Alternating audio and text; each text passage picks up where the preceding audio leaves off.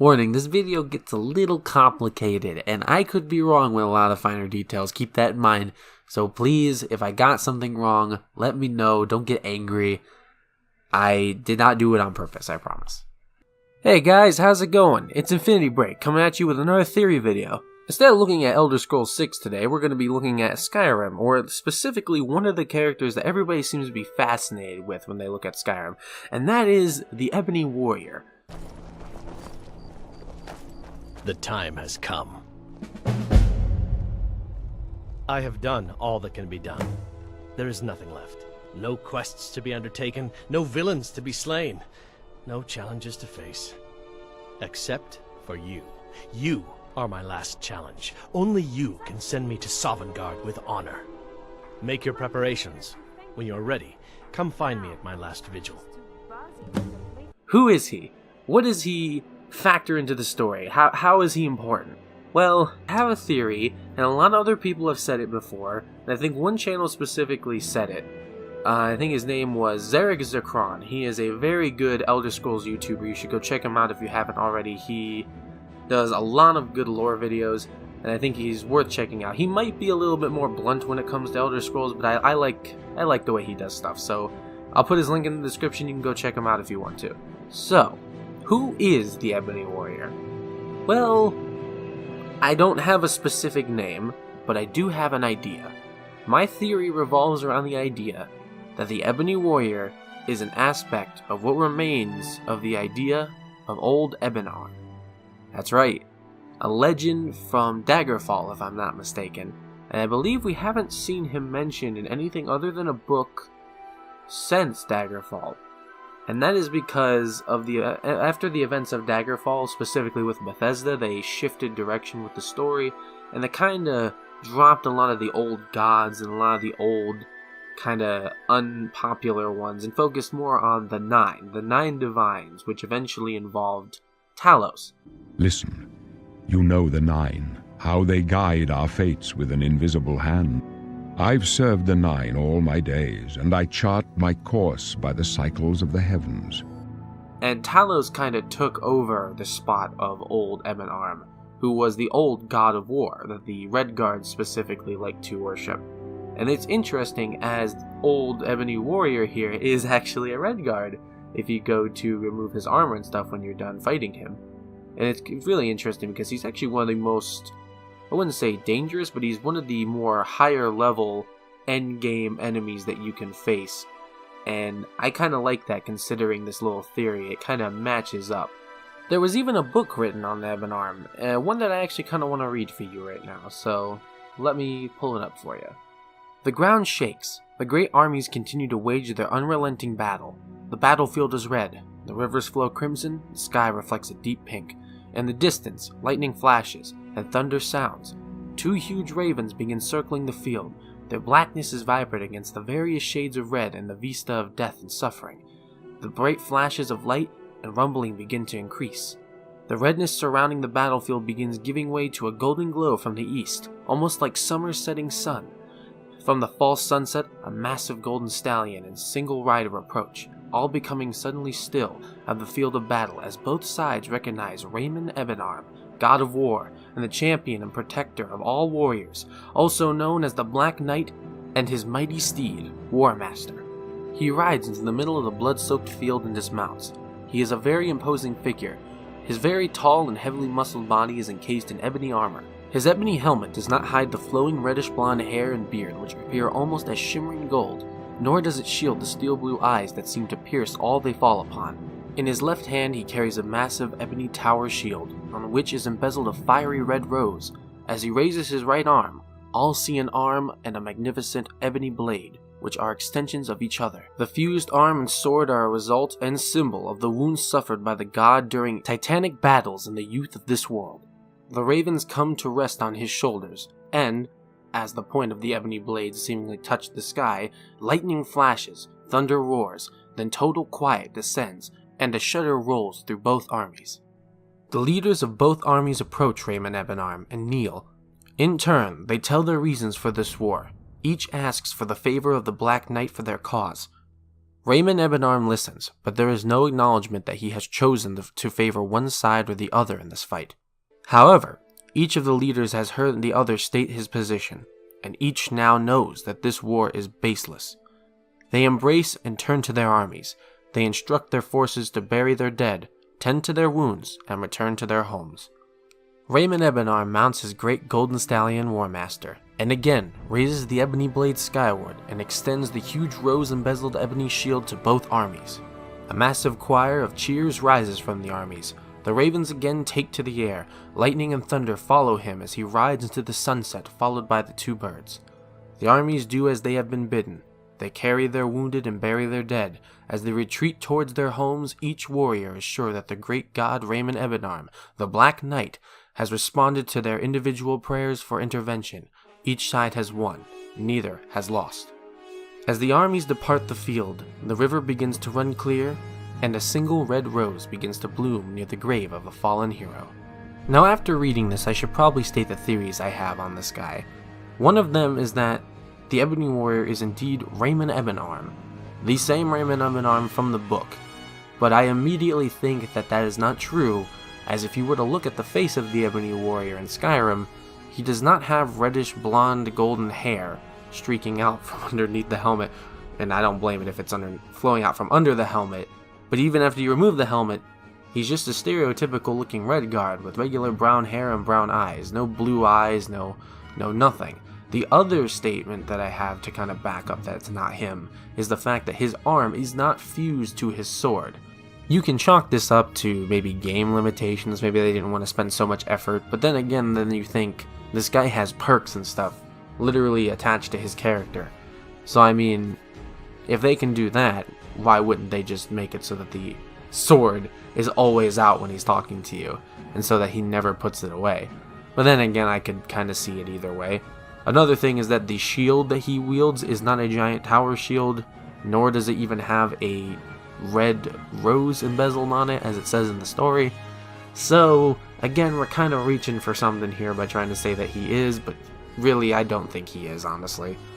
No, what I really believe, and you could agree or disagree with me on this, but it's been spoken around on the internet a good amount, especially given how old Skyrim is, I'm not surprised. I believe that the Ebony Warrior is instead an aspect of Ebonarm, or what remains of him. And I'll explain by what I mean by what remains of him. See, the gods in the Elder Scrolls universe are very unique, and by gods I mean the divines, not the Daedra. The Daedra are something else. They have their own set of power from just being what they are. The gods are different, as in the very beginning of the lore, so to speak, again, everything's up in the air, the lore is very complicated, but from what I can understand, in the beginning there was Lorcan, and he tricked the gods into giving up their power to form Mundus, or Nirn, or whatever you feel you want to call it. Basically the world that we play in the Elder Scrolls. The gods gave up their divinity and their powers, basically so that Nirn could exist. Lorcan tricked them, and a bunch of other events unfolded, but the Daedra kept their powers, so that's where they get their power from, and the gods, like the Nine, for example, which are just the Cyrodiilic Imperial versions of what the elves and all the others believe, they get their powers from a different source. Now again, everything I'm saying could be wrong. I'm not saying I'm right, but from what I understand, the gods gain their powers from people believing in them, praying to them, actually wholeheartedly believing that the gods exist, and actually asking for their protection and offering them things, and other such things like gifts and other offerings, I suppose you could say. The more attention a god gets, the more power they have, and they don't gain that much compared to a Daedra, but they still gain power and existence. At least this is my belief, as, again, I'm saying it, I could be wrong, but this is what I believe, and this is what I've read into, and this is what my mind believes to be the case, after reading so much into the lore and all that. And if this is the case, then I believe Ebonarm is in a bit of a bad spot as of late. But why would Ebonarm be in a bad spot? Well, really simple answer. How many times have you heard of Ebonarm since Daggerfall? That's right, you haven't heard of him at all. He's a distant legend, one that is never talked about at all, even by the Yakudans, who are the Red Guards, who supposedly worshipped him. No one ever talks about Ebon Arm, meaning he's a very unpopular god and does not have many worshippers, and as far as I'm concerned, no one seems to acknowledge his existence anymore in the lore. And that might be because of Talos and all the other things and other gods that are currently in the pantheon that the Imperials and other races seem to worship. And again, this poses an issue for old Ebon Arm here, as with no worshippers means no power, means no existence after a certain amount of time. Your power will disappear, as evident by the tribunal in Morrowind. And granted, they got their power from a different source, but they still got a portion of their power for the time being by people worshipping them as their living gods. That was also another case as to why I believe that gods get their powers from people worshipping them. See, your powers will run out. And this kind of ties in also to why the Thalmor don't want people worshipping Talos. They want their god weakened and other such. And I could go on, but this poses a huge issue for Ebon Arm, as, again, with no power, with no followers, with no people believing in you, given enough time, you will fade away into obscurity, into non-existence, until someone starts to worship you again and existence becomes a thing for you. Also, just a little side note, I know the Tribunal got their powers from the Heart of Lorkhan. I am fully aware of that. I was talking about when they were waiting to get the Heart of Lorkhan back while they were holding off Dagoth-Ur. They were relying solely upon the worship of their people giving them power. That was the only reason that they were able to, alongside the remaining power of the Heart of Lorkhan, that was the only reason they were able to kind of hold on to their godhood and their power. So in other words, if the Ebony Warrior is what remains of the aspect of Ebon Arm, then why is he fighting you in Skyrim? What does he have to gain from fighting the Dragonborn? Well, it could go a little deeper than that. I won't get too much more into it, as I feel like I'm kind of dragging this video out a lot longer than I expected it to be, but I will explain as quickly and as effectively as possible. Okay, so Talos. This is the fun part. This is the thing that's gonna make me sound like a madman or make me look like an idiot, depending upon who knows their lore and who doesn't. So Talos, we all know him. He's the Ninth Divine. He's basically the person who the Thalmor hate the most, and they don't want him to be worshipped and all that because they want him to be weak, and they don't think that he's really a god because he was a man and whatever. Talos is not a man. He is 3 men. 3 men that changed the face of Tamriel. So basically, I might make another video on this, so I won't get too much into it right here, as this is about Ebon Arm and the Ebony Warrior, so let's not get crazy here. Talos, who was originally Hayati Earlybeard, who was a Breton from Daggerfall, took the name Talos of Admora, Tiber Septim, came through the rest of Tamriel, forming people, an army of people that followed him. He gained 2 followers that were really close to him, Zuranarctus, the eventual Underking, and Wutharth, who was a Shezarine, which is an aspect of Lorkhan, whose soul is infinite, meaning he cannot die, he will just come back over and over again. Well, it turns out Tiber Septim basically betrayed Zuranarctus and Wutharth. Wutharth basically became the Mentella, which is the source of power for the Numidium that was used to conquer all of Tamriel.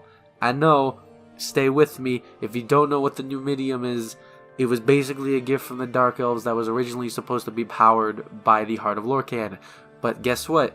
Since they didn't want to give up the Heart of Lorkhan because the Tribunal wanted to be living gods, they gave them just the Numidium and they said, here's a gift, has no batteries included.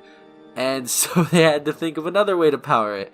And what other way than to use your best friend, who turns out to be a man with a literally limitless soul. So they took his soul, they shoved it in a soul gem that was abnormally sized, if I'm not mistaken. Zuranarctus, the next part gets confusing, so really bear with me here.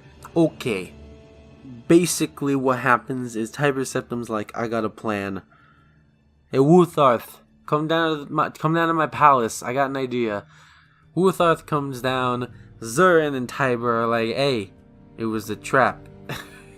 And then they jump him. They kill him. They take his soul. They basically soul trap him, from what I can understand. That's the only way I can understand it. What happens after that is, apparently somehow Tiber betrays Zurin, and Zurin and Wutharth share the Mantella. They ascend, and their souls combine and something, and I think Zurin himself becomes the Underking. How any of this happens, I don't know. The specifics are never explained. And from what I can understand, Daggerfall ends with one of the endings basically being Zurin Arctis, the Underking, getting the Mantella and basically killing himself with it because he could not die. I'm not kidding. Look it up. Or don't, because actually I'm going to show you. Centuries of undead sleep are shaken off, rousing the Underking.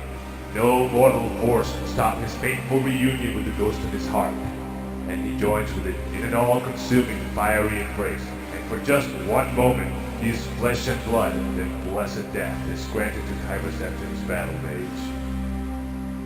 But yeah, after all of that is said and done, there is an event called the Warp in the West, where the dragon breaks, time itself splits, and essentially every ending to Daggerfall is canon.